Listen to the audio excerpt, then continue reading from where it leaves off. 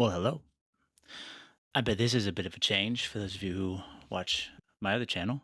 But this is the first video on Wolf Reviews, where I am going to go through various games from indie titles to triple A's. Now, I won't get every game, obviously, that would be insane.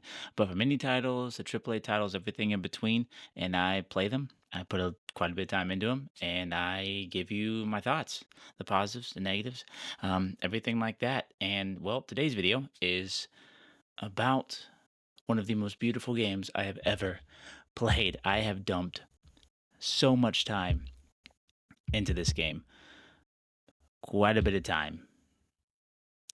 Uh, it is Baldur's Gate 3. Um, I mean, where to start? Like I said, I've got an incredible amount of time in the game, and my time from Steam isn't even considering the time I spent in early access on Stadia, which had 200, 300 hours in that. RIP Stadia. But let's just get to it. You know, the game Baldur's Gate 3 is a beautiful, beautiful game, from its incredibly detailed scenery to the deep character stories that actually legitimately had me shedding a tear occasionally. You know, now, before we get into a lot of the meat of this, I do want to say that I will attempt to keep all of my review videos spoiler free. That being said, there will likely be some minor spoilers in there. If there is anything major, I'll put a spoiler warning, and with the timestamp, and you can skip through if you need to. But you know, all that being said, let's go ahead and get into. Oh, one more thing. All the footage I have is from my streams, unfortunately. When I initially started playing Baldur's Gate 3 full release, I did not intend on starting a review channel. So I didn't record really any of my footage outside of my streams. So yeah, so a lot of footage you see will be from my streams. So you'll see me in a little corner there, a little tiny little wolf there. Uh, but it's all from Act 1, so nothing major there, spoiler wise. But yeah, let's get into it. Let's get into this review. So I love this game. I absolutely love this game. The combat, the customizations, just the various outcomes that can happen depending on the decisions that you make and the people you talk to. It's insane.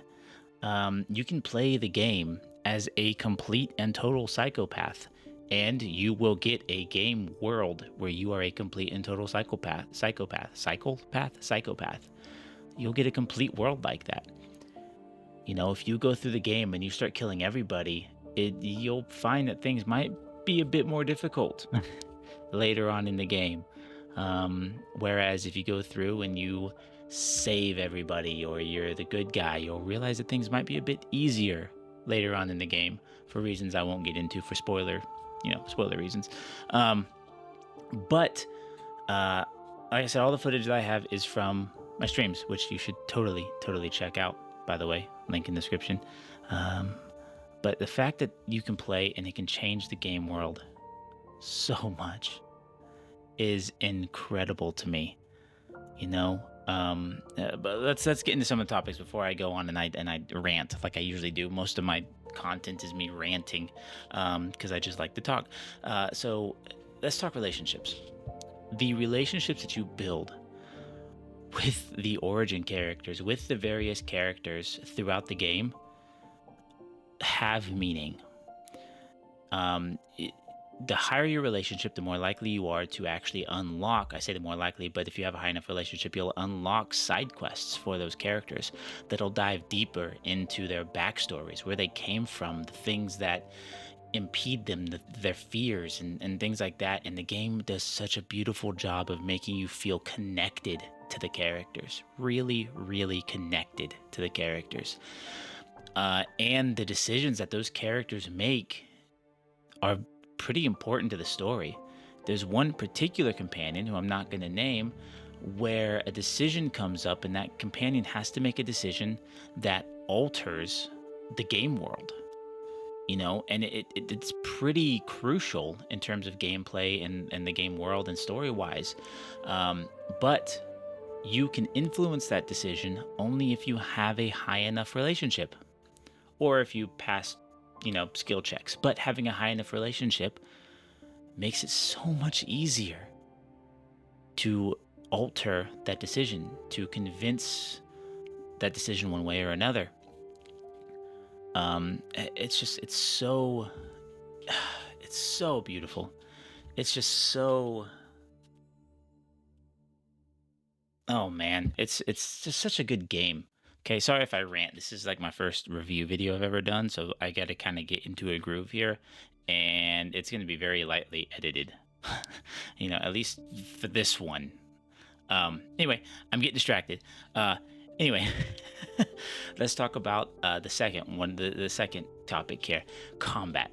Anybody who looks at some footage from Baldur's Gate 3 with no context is going to look at it and probably say, it just looks like a turn-based style game. Or if they played CRPGs in the past, they're going to say, oh, it's just a Divinity Original Sin 2 clone, right? But it's not. I promise you, it is not. As anybody who has played Divinity Original Sin 2 knows, there are a lot of aspects of combat that make it much more than just a click and attack type of game. There are a lot of elemental and chemical reactions that happen in the game. I mean, shoot, you can have one of your mages, or sorry, they're not called mages. You can have the wizard or the sorcerer throw down grease, which has a chance to cause enemies to slip and go prone. Okay. On top of that, it also makes them very flammable. So you toss a firebolt into that, boom, you got an explosion. And that happens all the time with water, electricity. That's another big one. Ice is pretty big. Characters can slip on ice. Hell, I've slipped on my own ice, and it's been really frustrating. But I've slipped on my own ice and lost fights because I've slipped on my own ice. Anyway, there are some much more interesting aspects to that. Weapons, right? Oh man, I am standing right here. I'm a melee character. I don't have a bow or crossbow or anything, and I need to hit that goblin, or I need to hit that enemy all the way over there. You got a chair next to you? It's a throwing weapon. You got a cheese wedge? It's a throw-in weapon. You got a melee character that's right there in front of you? It's a goblin or a gnome. Guess what? They're a melee weapon. You can throw them bastards into other enemies, or you can literally just pick them up and hit one dude with another dude. The absurdity of it is so hilarious, and it makes it for some very fun gameplay.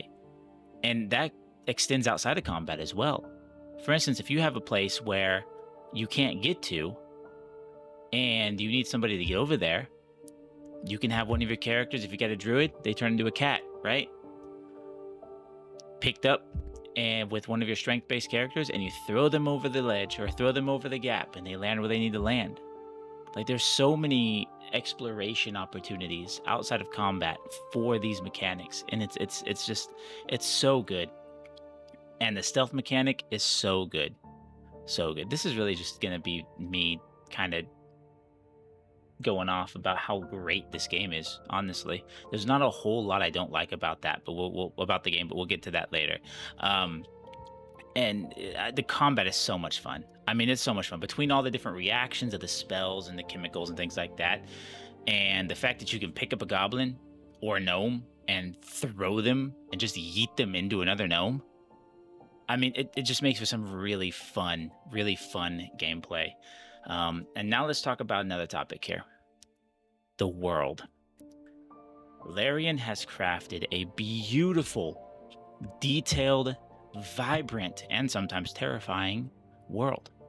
There have been plenty of times where I have stopped and just kind of taken in the scenery, and it's so beautiful. One complaint I have, Larian, where the hell is our photo mode? Where's our photo mode, Larian? Where is that at? Is it there and I'm just an idiot? Because that's a very real possibility.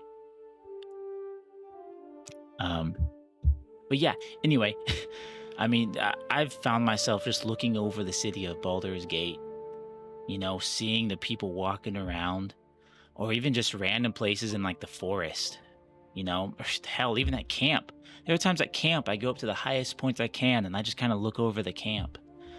It's so good. You really feel like you're in the world. They do such a good job of immersing you in the world with that detail, with that visual detail. Speaking of immersion, let's talk about another topic here. Music. Man, the music. The music is it's so good. I mean,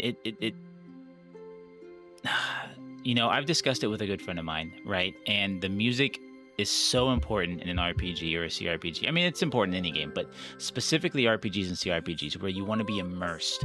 And the music, having the right music is so important.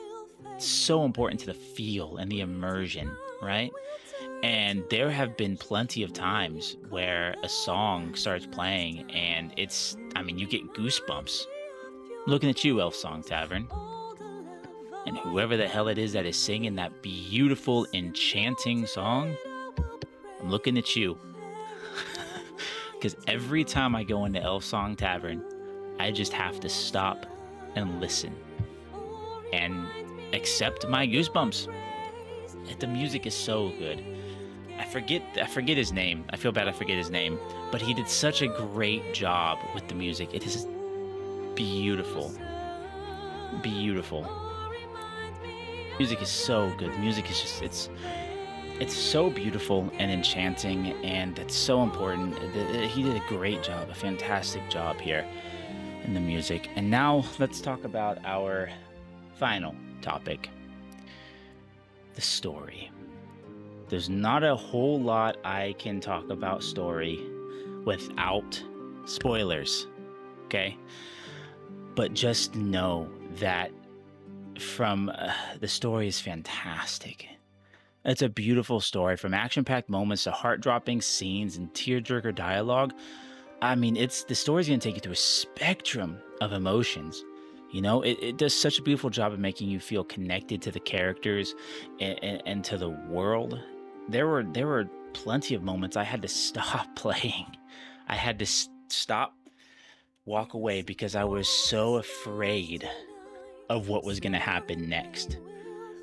And then there were other times I couldn't stop because I had to know what was going to happen next. And it's been so long since a game has given me that feeling of where I'm torn because I want to keep playing, but I'm terrified that something bad is going to happen. And to feel that connection to the characters, to have that good writing and to make you feel that kind of way is something that I haven't experienced in a long time. But it's beautiful. And Larian they are legends for making this game. And I am so excited to see what they do next. Hopefully we get some additional stories. I think Larian should do what the first Baldur's Gate did. Make DLCs or expansion packs that are just different stories, You don't have to increase the level cap or anything, which is another thing to do with combat. The level cap is only 12. But that is for balancing reasons. Once you get up to level, the higher levels, you start to become kind of broken. And it's really hard to balance out the abilities that you get at higher levels. So I understand why they only went for level 12. I get it. But I'm hoping that they do some other stuff with it. If you don't want to increase your level cap, that's fine. But give us some more stories. Give us something else, But I mean, there's so much to love about this game. If you are a fan of RPGs, CRPGs, I highly, highly recommend Baldur's Gate 3. Highly recommend it. And even somebody who doesn't typically play them, but you see it and you're interested, give it a shot. Bite the bullet. This is your sign to just get it and to just give it a shot. All right. But TLDR is that Baldur's Gate 3 is a high quality RPG that is going to please fans of the genre. It will please fans of the genre. If you're a fan of RPGs, CRPGs, or hell D&D, highly recommend checking out Baldur's Gate 3. You won't, what's the term I'm looking for? Regret it. Wow, my mind completely went blank. You won't regret it. You won't regret it at all. That's the TLDR, and I mean that's really it. I mean there's my thoughts on it. That's really it. I don't have a whole lot of bad to say about it. A buddy of mine has been experiencing a lot of bugs. I haven't run into hardly any bugs. Um, so as far as the stability of the game and things like that, it's been really good for me, but it seems to be hit or miss on that. I know Larian's working on some other things like that, but bugs are gonna happen, especially with a game of this scope. Bugs are gonna happen. It's inevitable. It's gonna happen. But that's gonna do it for this one. This is my first ever review video. This is the first time I've kind of very loosely scripted out a script. I'm gonna be honest with you, I didn't even read a lot of what the script said. I just needed to get my points across. But this is my first ever review video. So if you have any recommendations, any comments, or anything like that, leave them down below. Let me know your opinions, both on Baldur's Gate 3 and on the video itself, on, if there's anything I should do differently for the next one, if there's anything I need to improve on, if I need to be a bit more scripted. A lot of this was ad-lib. I scripted out a thing, and I barely read any of it. So a lot of this was just me talking about a game that I thoroughly, thoroughly love. But that's going to do it for this one. So, as always, I hope to see you in this one and the next one. Later. When you